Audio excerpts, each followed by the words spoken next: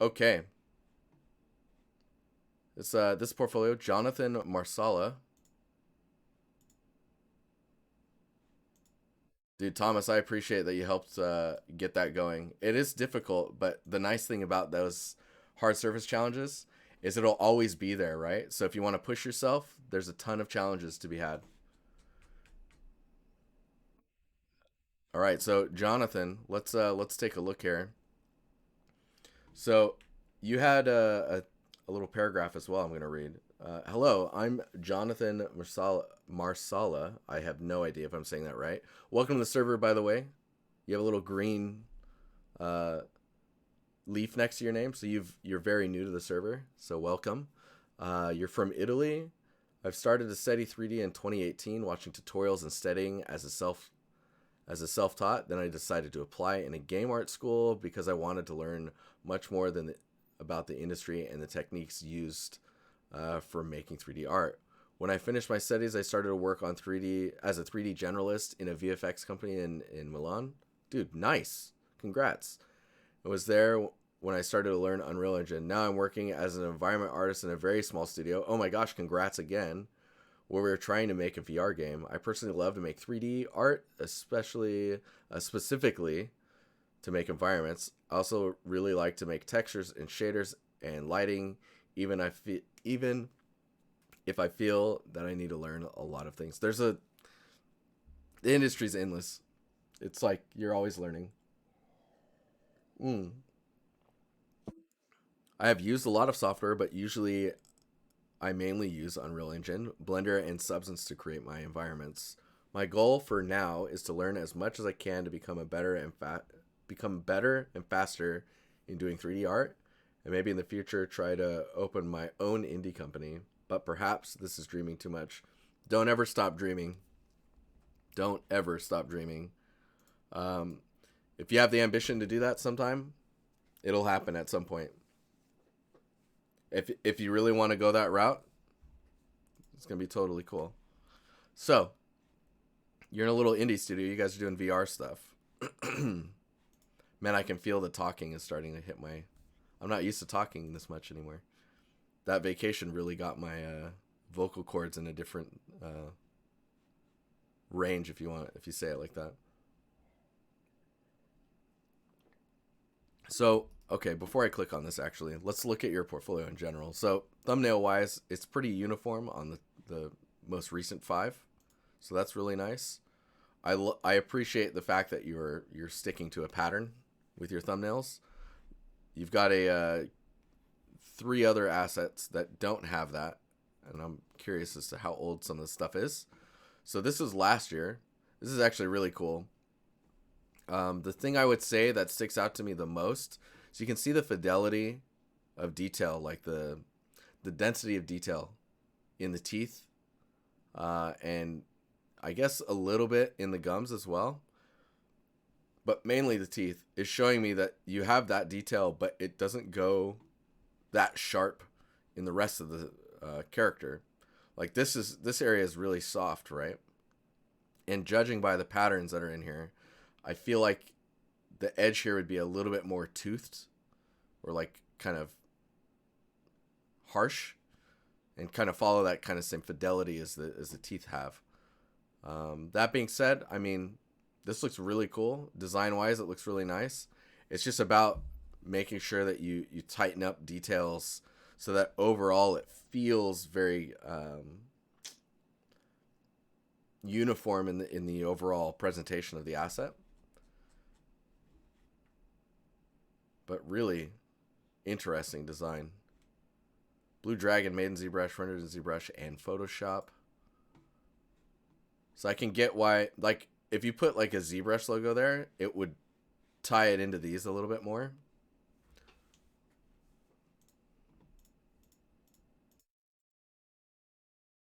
It's okay, Stan. We all kind of aren't good at certain things forever. I've been doing games for 15 years and I'm still not good at certain things. But you know, you get good at focusing on what those are, and then you just push when you want to work on them. Ollie, how you doing? Good to see you.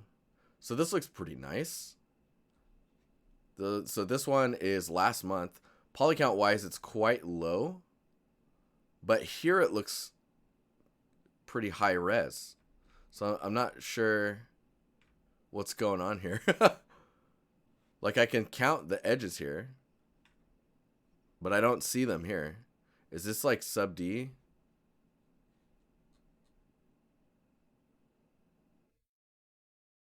I'm assuming it's sub D. Because instead of doing sub D, if you just add like 3 times the amount here, that's totally acceptable. Is the bevel at the edge to mask it? No way. No way. It's too, that'd be crazy. Yeah, I think I see control loops in there to help support it. Sub D before post, nice. Okay. I would I would just add the extra geo. Just like 1 or 2 more cuts in here, and then just make sure it's rounded. Good to go. That's not that high res for me. It's probably the same as having these loops in here. Like if you cut the loops out, you're probably same poly count or very close. Presentation wise, really cool. Looks nice. Materials look interesting. The details on the inside are also really nice, and the attention to detail with the glass and reflectivity is really good. Um, this is I guess this is very clean, but I think for the look that you're going for, it doesn't feel strange to me because everything's quite clean. But yeah, let's check out this keyboard. That is a dirty keyboard. I like how it's keyboard underscore. It's good. Oh man, it better have your fingerprints in there, like yours specifically. Holy cow. Okay, so there's some stuff to unpack here.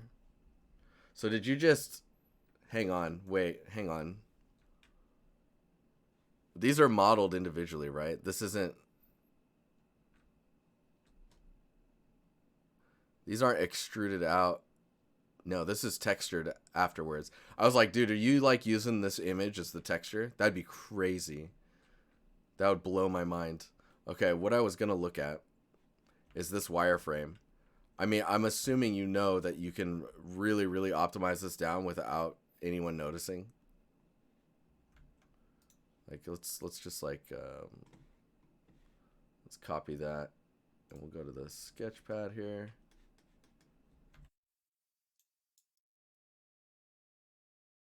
Let's bring this over here. Just zoom in on this. So like, for example, where do you send your portfolio? Actually, we need to open it up again soon. So let me just make this straight. I'll show you after this review. Oh, we need to lock this. So this, for example, I'm going to treat these points as like verts, right? That's probably all you need if you were to look at it like this. You don't need any of these ones. Does that make sense? Yeah, you would go, you do this. But I imagine either that link doesn't work now or it's closed currently. I know for a fact it's closed, but yeah. So just keeping in mind like the poly counts that you need to like achieve this look isn't needed. So like for example this, I would do that in the high poly and then bake that kind of bevel in. You made the texture and substance? Okay. Yeah, because there's you could probably cut your poly count down by like a quarter of what it is currently, just with the details that you don't need in here. That's pretty intense, to be honest. I have no idea though, because of the way you're showing this. I have no idea if this is what this model looks like or not. Because yeah, it could be reduced a ton, like a huge amount. It would work for a movie prop that close. That's kind of close to the screen, but not in focus. Yeah. I mean, overall, it looks texture wise, it looks all right. Like the edges on these are quite sharp, so watch out for that. And you can see in the way you've modeled it, um, you're getting some shading issues around that indent. That indent I would actually do in texture phase. I wouldn't even try and model that. That being said, I mean the material on this little button up here feels really nice. Yeah, there's a lot of unnecessary geometry in there, just to emphasize like how it's modeled. But this is 2 years old, so I'm gonna assume you know this already. Let's go ahead and look at some of your environments.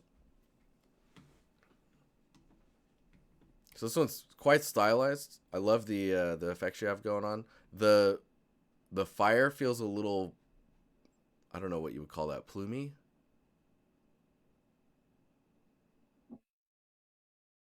Um, yeah, I'm trying to figure out how you like pillowy. Like I can see their little sprites that are little spheres to make the fire. I'm sure there's other ways to make that look like more like a flame. But then again, I'm not an effects artist, so take that as you will. Overall, the scene is pretty cool from this view. I think seeing it this angle is not nearly as strong as this view. The only other thing that I could probably say is when it comes to the lighting, everything's very, or colors in general, everything's very saturated. Let me see if we can copy this here.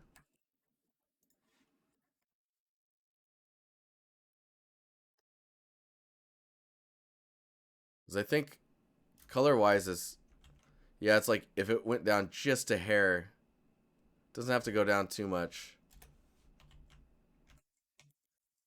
It just feels more natural. Like these feel like they're really boosted. And then getting a sense of like a good directional light. Right now, I guess it's coming through the window, but like that light ray is not being reflected on this, for example. Like, how would I don't know if Photoshop started crashing a lot recently when I do like object selection. Let's see if it crashes. No, we're okay. Did they fix it? Oh my god, maybe they fixed it. I'll just copy and paste this, and then we'll just turn the brightness up on it. Maybe that's not a good idea. Let me see here. So if I turn the brightness up on that, and then we put a mask on here and just invert it, I'm just going to use a soft light on this edge here. So because the light's coming from that window, I guess I would expect to see more directional lighting on your objects, just to give it a sense of depth and like lighting affecting things. The smoke that's around the outside of the overall scene is really nice. It's a good way to ground a floating scene. So that's really cool. And the area up here feels quite nice. Again, it could maybe be a little bit brighter. Like if I delete this one and we just kind of look at this itself. If we run my little script thingy on this, so you can see where it's blue, that's basically white pixels. So those are almost outside the range of no information, which is fine for light sources like that. You can see out here it's black because there's no information either, right? But you can see it starts to get crushed pretty quickly in these like little dark areas. Totally fine. Totally fine. What you want to be looking for, like if we run out levels on the image, you can see as I bring this up, like these pixels start to become white, right? And that's because they're on the other side of the highest point in the histogram. So what you're probably wanting to see is somewhere around there for this upper area. And if we turn that off, you can see now how bright that is up there. I mean, maybe that's even too far. Let's see here. Oh, actually, so I can run a levels on this. If I convert this to smart object and then do a levels on it, the levels will never be permanent. You can just click that, and now it's here as like a smart filter. So we can turn this on and then turn this on. Go back here and adjust this more. I think you can even paint a mask on this as well. Yeah, you can. So we could go back and keep these areas not so bright while we boost this upper area. Probably I just want to do the whole thing in reverse actually. Boost this whole upper area. Um, and then yeah. So you want to draw some focus and like build your scene more with lighting involved and understanding what your lights are actually doing. Just yeah, just keep that in mind. It's a very cool scene. I like it a lot actually. The particles feel a little micro, but you know, I think if you're gonna do anything particle wise more, I think I would actually take this, and instead of like little micro particles, I'd have that like bubbling out like the glowy kind of soft particles coming out of the thing here. No, you're good, Stan. Um, yeah, it's if Melissa was here, she'd be pretty stoked about these mushrooms. But cool. If we go on to some of your other scenes, oh yeah, there's some nice. Yeah, you have some nice stuff going on here. You're reusing assets as well, which I think is great. You don't. I don't think you actually need this in your posts. This shader complexity stuff, because it doesn't really tell you anything. Like if you really were pushing scenes through shader work and like shader complexity, uh, then you would want to show this to be like, see how green everything is, yet it's still crazy. But there's nothing in here that makes me wonder like how the performance is. You know what I mean? So you don't need any of this. I think this is even overdraw because I'm seeing like fire and glass. It's like glass. That's yeah. This is really nice. I think actually, instead of doing this view, I would make one of this and then one of these and then one for this. So like 3 images. And I don't think you would need this because they would be included here in this cluster of stuff. There's a lot of props in here. A lot of props. What is that? Hang on. So your wood grain, make sure to follow in the direction that feels most natural. Even when building stylized things, remember that how stuff can be put together, it would be built the same way even in a stylized world, right? If it was actually constructed. So the wood grain direction is going to be um, connected to reality, even though it's stylized in that sense. Stylized is just a stylization of reality at the end of the day, I guess. At least in a lot of cases that we see. We got a water well. This one's cool. Man, I love glowing glyph type stuff. Oh, so nice. This is a really cool scene. The grass feels really nice.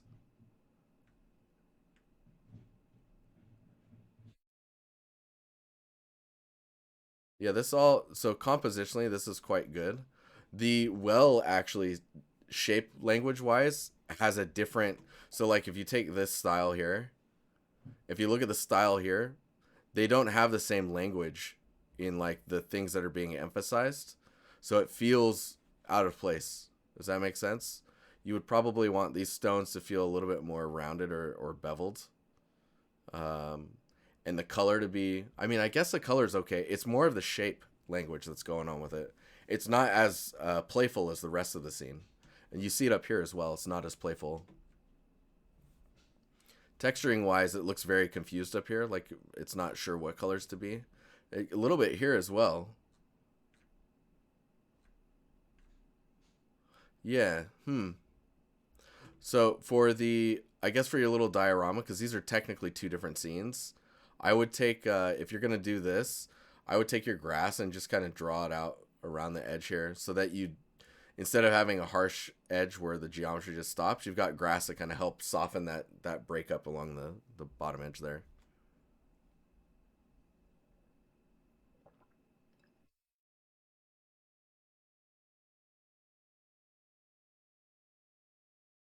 But yeah, stylized art, I would say probably the best advice that I could give on making stylized work is to just building rules for the style that you're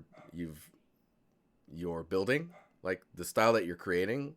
You have rules, at least 3 rules that all of your assets need to follow, right?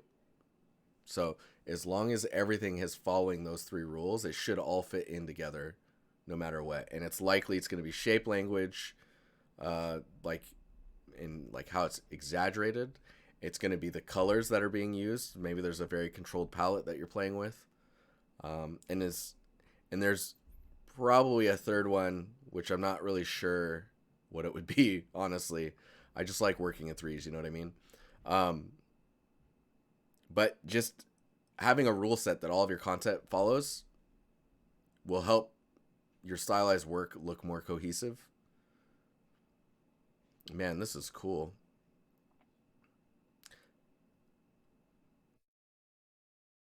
That is really interesting. 3D environment I made in Unreal 5. I did this project together with, oh, nice, a concept artist. If you do this URL with a space at the end, it'll create like a cool little link.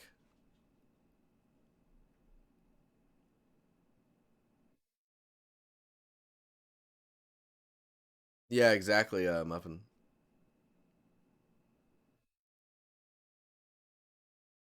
So I don't have too much to say on this one. I guess the way that the water interacts with everything, if that highlight was just a little bit bigger, maybe that could be good. Or like if it was as visible as the highlight with the water in the light source, that would probably help. Yeah, the value, that's a good one, Ollie. The values for a scene could be better for a monochrome scene. Yeah, because the hands themselves are just they're just dark. I think as things go further back, if they became more occluded from the atmosphere, that could help get some layering in there because you're only seeing it a little bit here, so it's definitely more of a controlled location.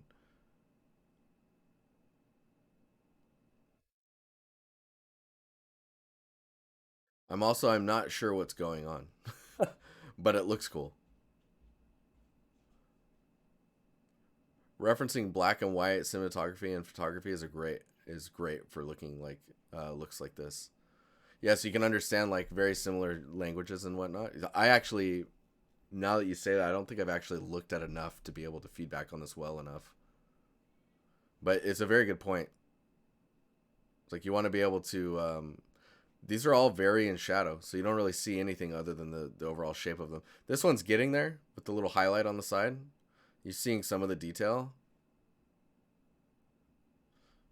But like for example, this light source is so high up, I would expect the tops of these to be pretty bright. And these are super bright, so like the tops of these should be really popping.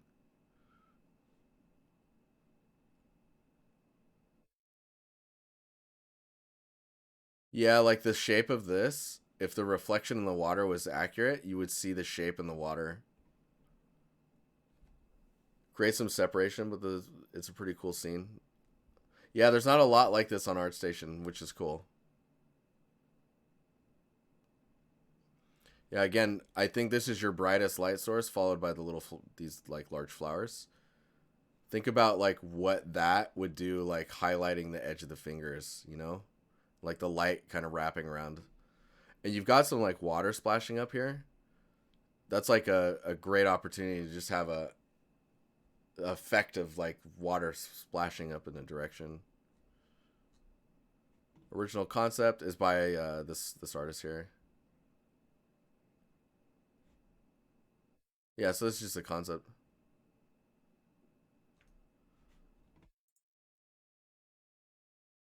Very cool. And then you've got a post-apocalyptic. Oh gosh, what's happening here, bro? What?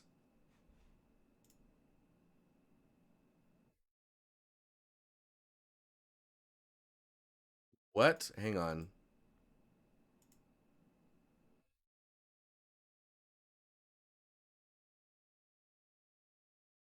That is really cool. Where did you get that character?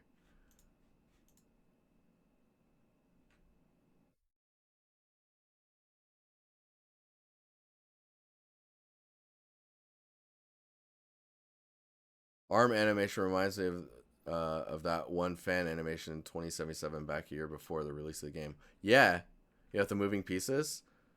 This is freaking powerful. So what's not?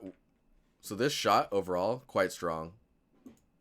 Uh, you took it from the Unreal Engine marketplace, dude. This is amazing. This is a great use of like because it does so much for the scene.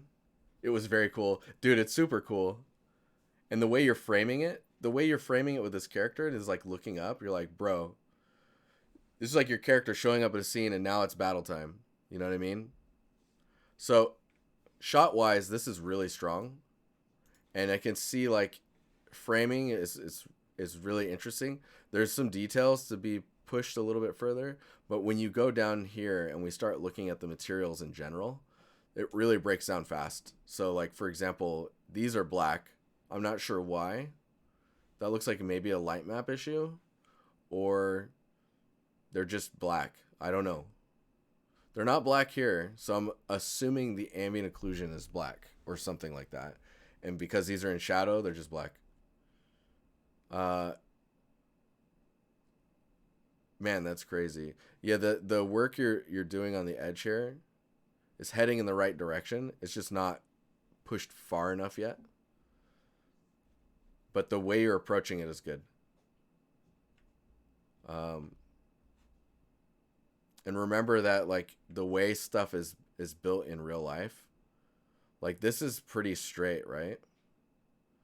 Um, Either adding bevels or like bending things or just getting away from the primitive geo is going to help a lot with like pushing that information. Also, having a character near it, you can start to see like the scale differences. Uh, Looking at other things in here, a lot of it is just the making sure that the way like the grass on the roof, for example, interacts with the surface of the roof itself in a more predictable way. The grass looks like the normals are pointing in different directions, so it's kind of hard to read it. There's some projected decal of like rubbly looking material, I think, on here. So there's a lot of stuff going on. It's very hard to read, but it's funny because at the same time when you have this shot, I actually don't care about the things I'm pointing out as much because this is the shot I should be thinking about. So from here, it's dealing with this straight line, dealing with this line, getting the foliage to not be so dark while just like enhancing the frame. Yeah, the darker light hides a lot. Dude, look at this guy freaking coming in hot.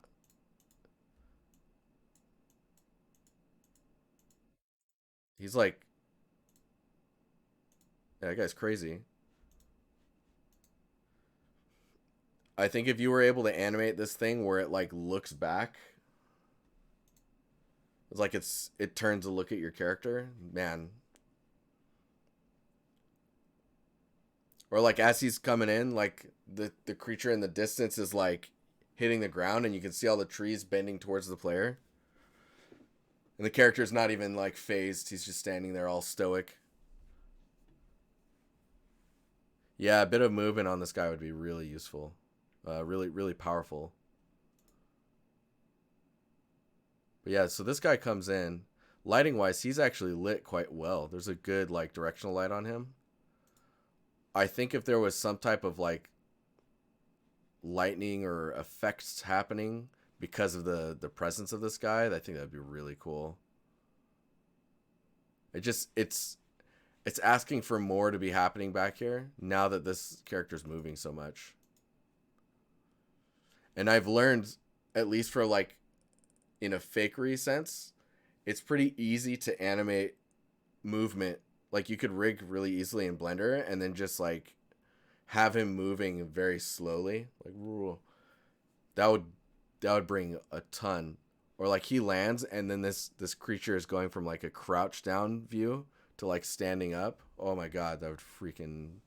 I'm watching Attack on Titan a lot right now, so I'm getting all the vibes. Anyways, this is really cool. It's all about consistency with your assets and really like building up your shots as strong as possible.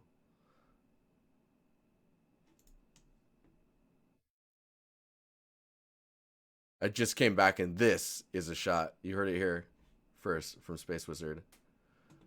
But yeah, cool. Super nice. So I think it's just a matter of like continuing to push your scenes. I would understand what's going on with some of the more technical stuff like this. Like things that are really dark, pushing your materials. Like see these are black as well. I'm not sure why. And then just building in logic into a lot of your stuff and the cohesion between all the assets. But yeah, super nice. It's a nice portfolio. I'm looking forward to seeing where you go because I can see you progressing. It's just really focusing on those the smaller issues. Um, awesome. Really really nice stuff.